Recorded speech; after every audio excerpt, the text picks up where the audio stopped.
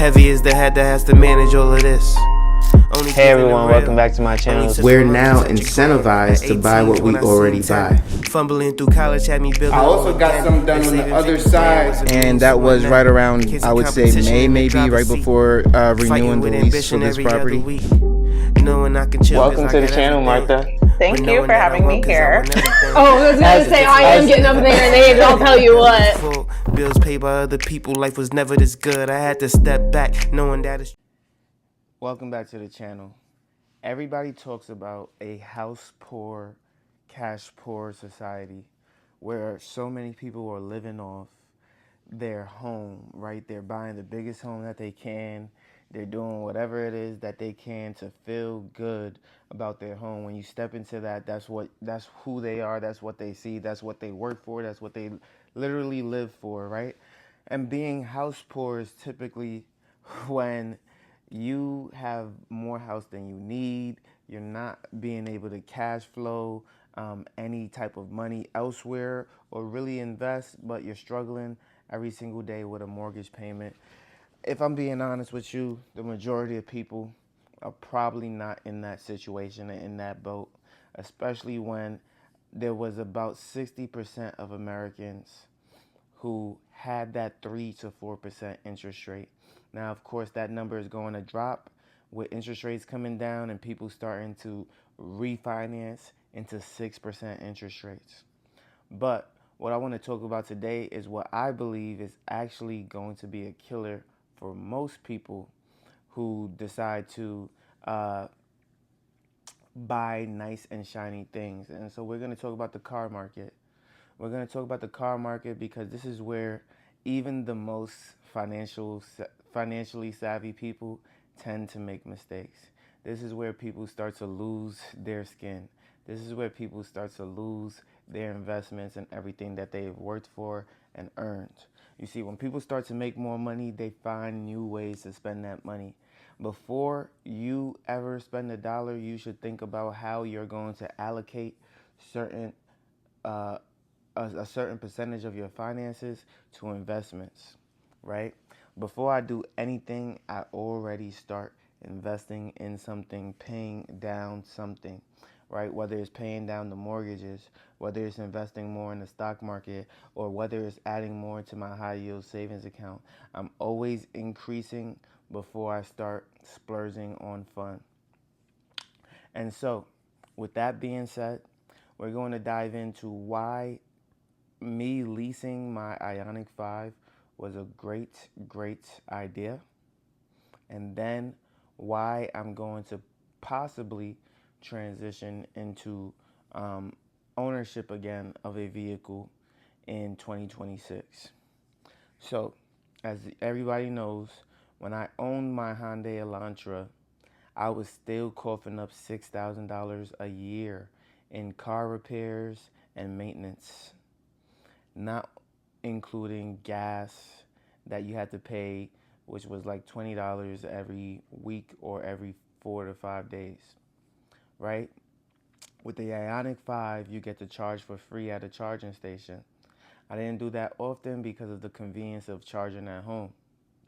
But I also knew that this was a $50,000 vehicle, and instead of paying it off in cash, which I am more than capable of doing, I said, let me lease this thing. Let me figure out if I actually like the vehicle. And I do. The vehicle is a nice vehicle. It's plastic, easily dented, but all in all, nice, fast, stops on a dime, safe, secure. It is everything that you need for a starter EV. Here's the thing. It went from $50,000 in 2024 to now in 2026, a brand new Ioniq 5 is MSRP $35,000. On top of that, because I understand that the market is so weak right now, that people are struggling to find jobs and people are really having to keep a job in order to feel safe and secure. I understand that I am in a unique position where I can really walk into a dealership and start saying, I need $5,000 off MSRP. I need this car for $30,000. I need this car for 29,000. Yes, they may throw taxes and fees in there, but 29,000 for a 35K car is not unrealistic to ask for. And so I get a 2-year newer car with updated features and possibly a little bit more range, and I paid a fraction of the price for it. Now, a lot of you may say, but you were leasing the car, so you were throwing away money. I just told you that I was paying $6,000 in maintenance owning a vehicle every single year. It would just break down every winter. We just came through one of the harshest winters in my state that I currently live in. And I tell you, if I had that Hyundai Elantra, I would have been in a big mess. I would have been in a big mess. I'm so grateful to now have a reliable vehicle and pay less. It was like less than $5,000 a year. To be exact, it was $414 a month. And that included dent insurance, which was like an extra $7. So I paid less than $6,000 a year that I paid when I owned a vehicle, and I was only going to get $5,000 to trade it in. I ended up selling it for $1,500 later. Long story. But all that to say, the car was saving me money because I no longer had to do repairs. And so many people would say, but a $6,000 repair 1 year doesn't mean you're always going to have $6,000 repairs. No, I had $6,000 repairs for 2-3 years, back to back to back, on a car that I owned from like year one. And so for me, I already knew that there was a constant problem. The undercarriage was always under maintenance. Undercarriage, something else would go wrong, something else would go wrong, something else would go wrong. And I'm just like, man, it's time to let this thing go. It's time to get into something else. And I'm super, super grateful. The only thing that I had to switch on this Ioniq 5 since getting it was one of the tires, and that was $300. Okay? So since then, I haven't had any issues whatsoever. Now, I've seen millionaires go and buy $600,000 vehicles, 100,000aires go and buy $100,000 vehicles. I was at BMW. I see that they got electric vehicles for $160,000 MSRP. That costs more than one of the houses that I purchased early on in my investment journey. And so when I see stuff like that, I'm like, that is literally $1,500 a month in rental payments that I could be receiving. You see, when people are buying these nice and fancy things, a $50,000 car is an investment in a property. It's legit an investment in a property. And so when I look at that, I'm like, hold up.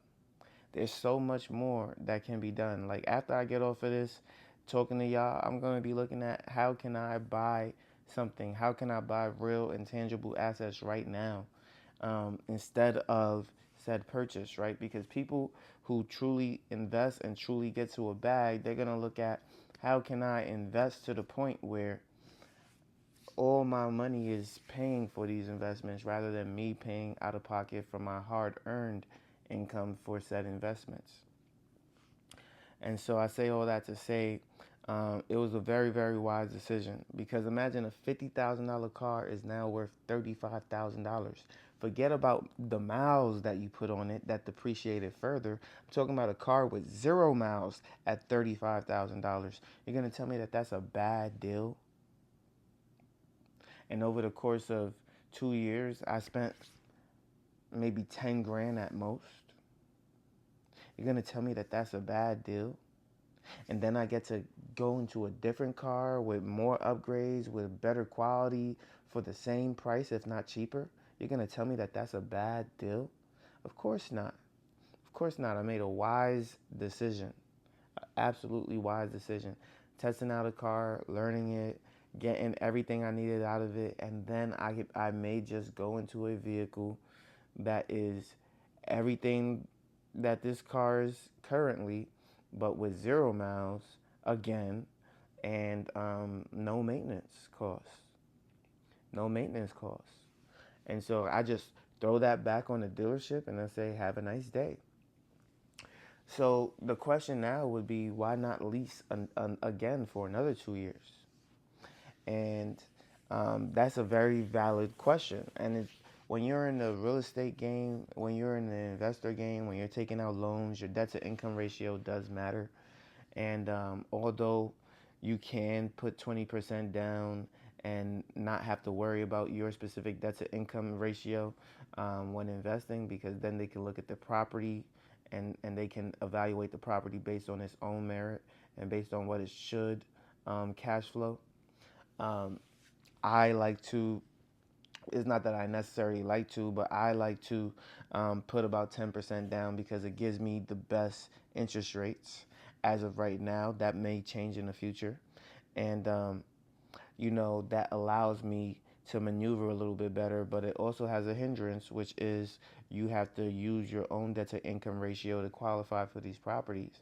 And so when you have the ability to pay off a car and then just write it off of your debt to income ratio, that is a good option. When you have the ability to get a 0% interest vehicle over a long period of time, and while you're waiting to procure a purchase, you can slowly pay it off and not just throw a large chunk of money at it, even though you have the capability of doing so.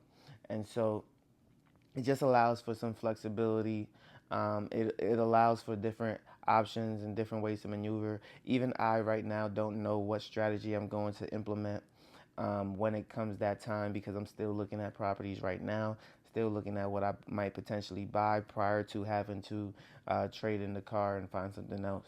And so I may very well find a property before that or afterwards and then had to adjust my plan. And so adjusting is a part of life. Understanding the financial implications of your actions is a part of life.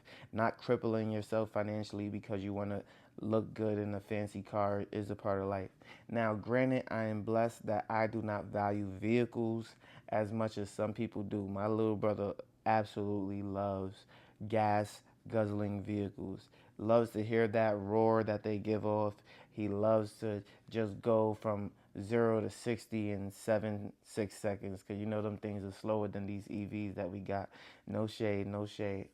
But at the end of the day, you understand, I'm super, super grateful that I personally don't necessarily have an affinity for these cars the way some other people do, because again, these are mainly depreciating assets that don't necessarily give you any value outside of the safety and security when transmuting around and transitioning around different environments, and then also just the utility of being able to get to A to B. Now, if you like this video, leave a like, comment, and subscribe. Let somebody know that they are making a bad decision if they're going to put 1 year's salary into a vehicle. And then also make sure you share this with a family member or a friend that needs to hear some good financial advice and knowledge, and also understand how the car market works just a little bit more. If you like this video, again, leave a like, and I'll see you on the next one. Peace.